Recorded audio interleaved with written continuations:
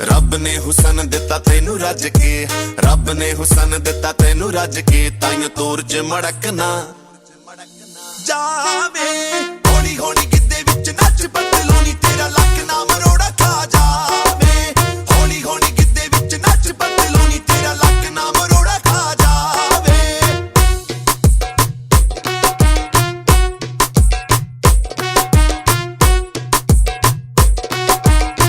Yeah baby, ਰੱਬ ਨੇ ਹੁਸਨ ਦਿੱਤਾ ਤੈਨੂੰ ਰੱਜ ਕੇ, ਰੱਬ ਨੇ ਹੁਸਨ ਦਿੱਤਾ ਤੈਨੂੰ ਰੱਜ ਕੇ, ਤਾਈਂ ਤੋਰ ਚ ਮੜਕਣਾ ਜਾਵੇ।